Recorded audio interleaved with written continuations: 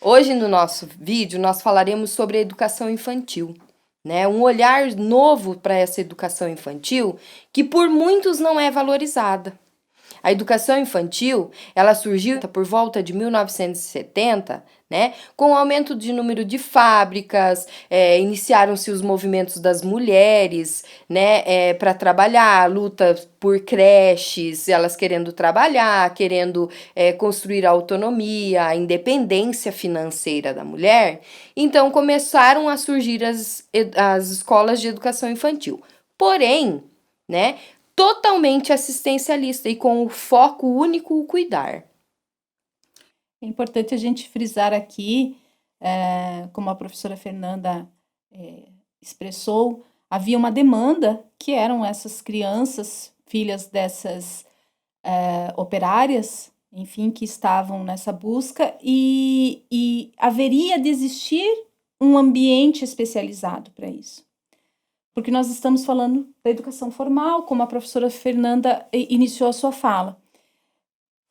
Temos que lembrar que, além da educação formal, nós temos ainda outras duas modalidades. A educação informal, né, que são os conhecimentos, os ensinamentos que são passados de geração em geração, em casa, a troca de experiências, as tradições, até mesmo aquilo que a gente chama de senso comum, que, claro, é imprescindível, é o primeiro ambiente de educação da criança. Primeiro aprendizado, né? Isso, com a família, né? Muitas vezes não só com a família, às vezes está aos cuidados de outras pessoas. Mas o importante é dizer que é essa educação que não está sujeita a uma regulamentação, a uma sistematização.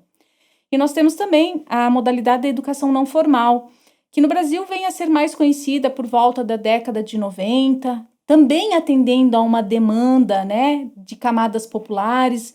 Então, é uma educação que se dá em ambientes diferenciados, né, como os movimentos sociais, assembleias, sindicatos, as escolas, né, professora Fernanda, de idiomas, e que atendem também essa demanda, e também não se dá de forma assistemática, mas também não responde a um sistema maior no sentido legislacional, de obrigatoriedade. Uhum. Né, Não tem professora? portaria para funcionamento, não tem exigência de carga horária mínima. A questão da formação dos profissionais que atuam na educação não formal, não, por exemplo, hoje um professor que trabalha numa escola língua inglesa, ele precisa obrigatoriamente ter letras português e inglês. Já para trabalhar numa escola de idiomas, não precisa dessa formação, dessa licenciatura. Ele pode ser apenas formado numa escola de idiomas, né? Então, assim, não, isso não quer dizer que não tenha valor ou que agrega menos conhecimento. Não, não é isso que nós estamos colocando em questão aqui. Nós só estamos falando que a diferença, porque a educação não formal, ela veio para complementar a educação formal, né? Na questão de carga horária, na questão de projetos diferenciados, né?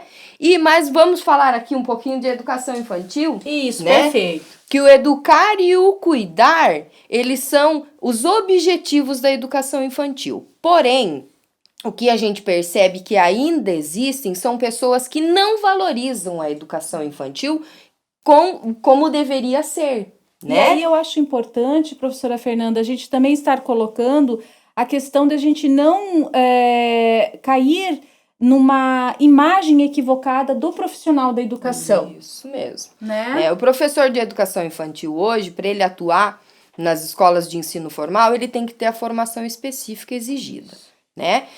Partindo disso, ele tem que ter algumas características que outros professores não necessariamente precisam ter. né? Como, por exemplo, a afetividade. Né? O professor que não é afetivo, que não tem essa característica como seu forte, ele não serve para a educação infantil, né? Isso. Me permita, então, professora Fernanda, aproveitar esse ensejo para colocar um pouco mais uma percepção que eu trago dos meus últimos estudos e da minha última formação, que é a formação em constelações sistêmicas familiares e, mais especificamente, aonde eu me debruço nos estudos da pedagogia sistêmica. Ótimo. A pedagogia sistêmica, ela não é tão conhecida, aliás, é pouco conhecida, pouco divulgada, ela tem a origem, né, na Alemanha. E aqui no Brasil, é interessante até a gente mencionar que quem trouxe para o Brasil a pedagogia sistêmica, a Marianne Frank, né, que veio da Alemanha e começou e tem a primeira publicação nessa área, é uma consteladora paranaense, que é pedagoga, psicóloga, Olinda Guedes, e ela sempre enfatiza muito isso, a questão da afetividade, né? Todos nós podemos sim trabalhar com a educação infantil, podemos, mas nem todos estamos preparados. E aí vem o que a pedagogia propõe, né, professora Fernanda? Na verdade, o que é pedagogia? Pedagogia sendo a arte de ensinar, né? Qual que é o objetivo principal, vamos colocar assim, da educação infantil? Desenvolver integralmente o indivíduo, a criança, né? Então, a partir desse objetivo, nós temos que pensar que a criança ela tem sentimentos, ela tem a questão motora a ser trabalhada, né? Ela tem a cognitiva. A gente tem que buscar fazer a junção e trabalhar de uma forma que a gente faça um estreitamento e que seja saudável, sem esquecer do cuidar. Porque a criança, ainda dos 2 aos 5 anos, que é a idade da educação infantil, né?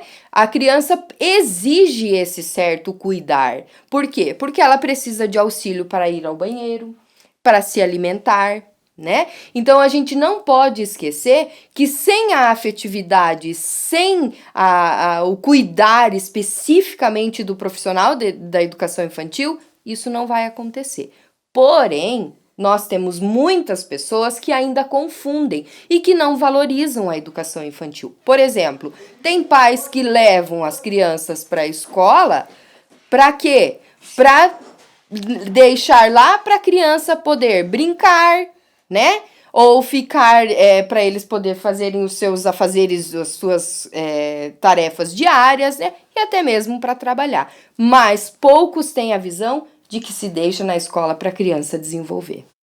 E aí a pedagogia sistêmica traz esse cuidar, essa afetividade com um elemento bem específico, né? Que está em sintonia com a proposta da arte da educação, que é a pedagogia, que é olhar para esse indivíduo na sua totalidade, indo um pouquinho mais além.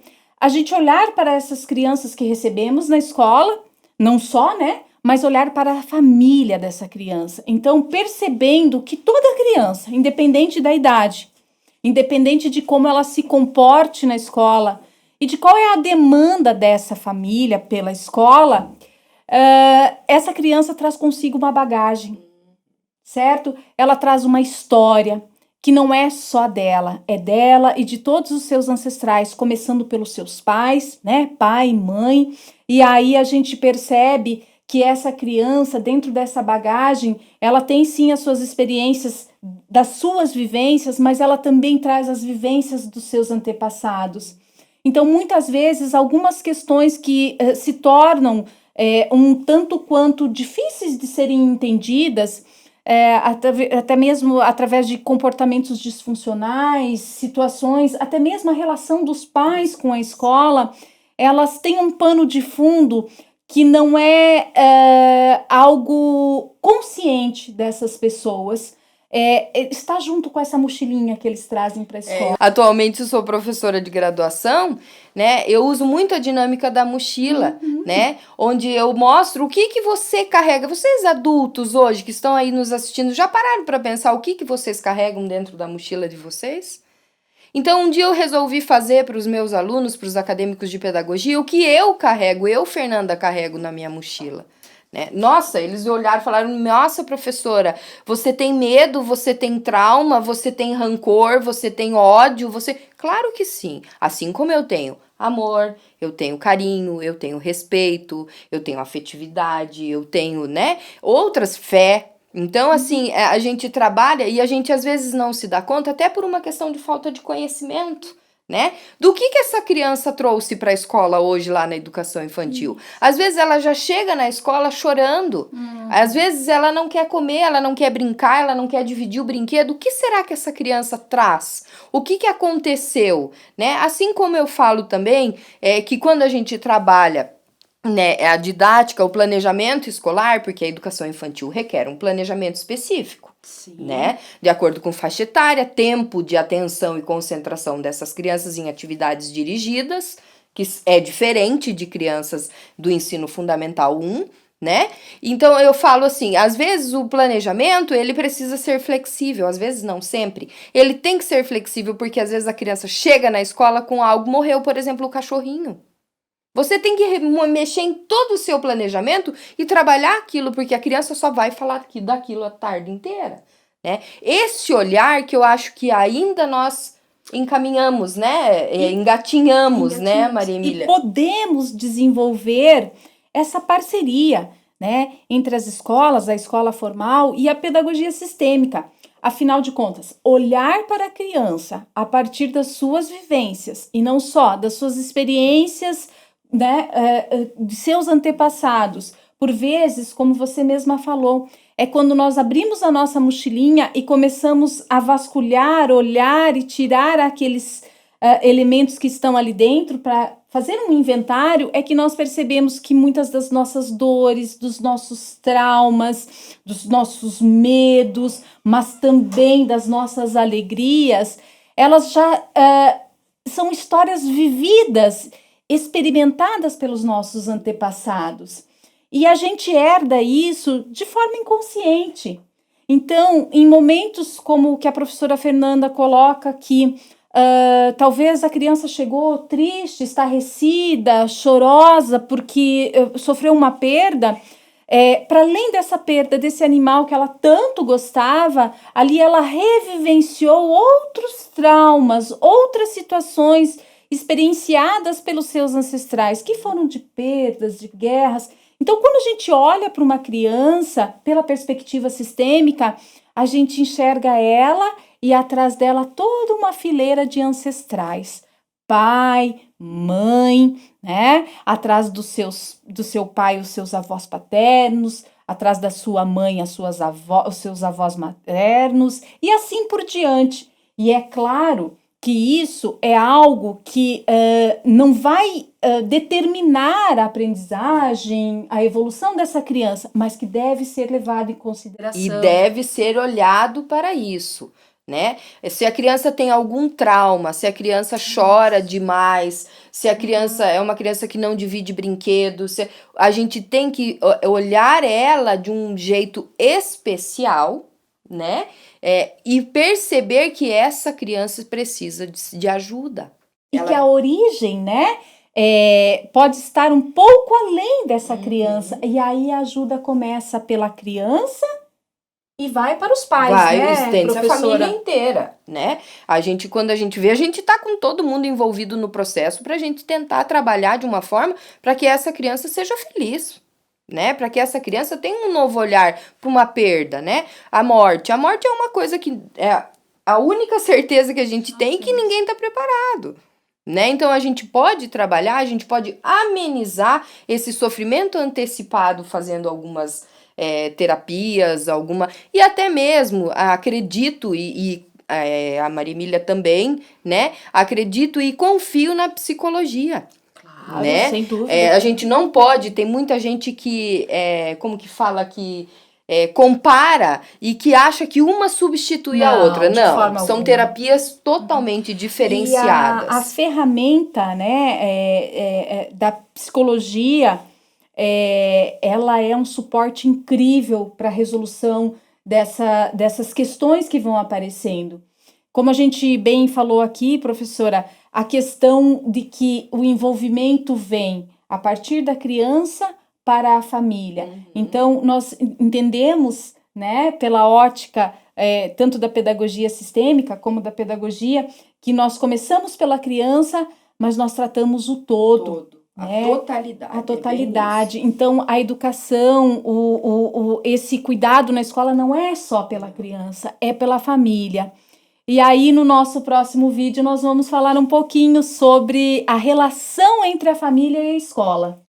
Dos cuidados que os pais têm que ter, dos cuidados que a professora tem que ter com relação ao aluno, né? Porque, na verdade, voltando à educação infantil, o que acontece? A criança, a fruta não cai longe do pé, né? Então, a forma como a minha mãe olha para minha escola, a forma que a minha mãe retrata a minha professora, Isso. como que essa criança vai ver essa professora? Como ela vai retratar essa professora? Mas isso nós vamos deixar para o próximo, né, Essa Maria Emília? parceria entre escola, família, essa percepção e visão que a família tem sobre a escola sobre a família, desmistificando um pouquinho aí essa ideia de que são rivais, não são parceiras. Devem ser parceiras. Tá? Outra coisa que eu quero, só para a gente finalizar sobre a educação infantil, então assim, eu enquanto mãe, né, enquanto profissional da educação, pedagoga com muito orgulho, que eu sempre falo isso, a gente pede, né, aqui com uma base pouca, uma retomada sobre a história da educação infantil, como ela surgiu só em 1988, que ela foi inserida na Constituição. Isso, com né? a nova Constituinte, Então, né? Ela vem a ser obrigatoriedade do Estado, né? Hoje a gente sabe que crianças que vão completar 4 anos têm que estar matriculadas na escola com a nova lei do ensino fundamental de 9 anos, né? Então, assim, eu peço para que os pais, para que os professores repensem as atitudes, repensem a questão da valorização, porque a educação infantil é a base, né? Ela é a base e o que a criança aprende na educação infantil, ninguém tira dela. Né? Então, assim, se lá na frente vai ter um problema de equilíbrio, se vai ter um problema na coordenação motora, de lateralidade, de qualquer outro problema que eu digo na questão de dificuldades de aprendizagem mesmo, né? Eu, enquanto psicopedagoga, atendo, e às vezes não é dificuldade de aprendizagem que essa criança tem, e sim uma lacuna de conhecimento que faltou. Né? Então, assim, para que os professores da educação infantil valorizem a educação infantil, para que os pais valorizem, não pensem que vão levar os seus filhos para a escola de educação infantil para eles brincarem ou para eles serem cuidados. Eles estão indo para aprender, para desenvolver integralmente. A brincadeira é um dos elementos. E aí, professora Fernanda, eu acho muito interessante que a gente deixe algumas dessas questões para que o nosso público aí fique instigado, fique curioso, que nós vamos tratar desse e de outros diversos temas aqui no Edu Pontuação. E a brincadeira é coisa séria na educação infantil.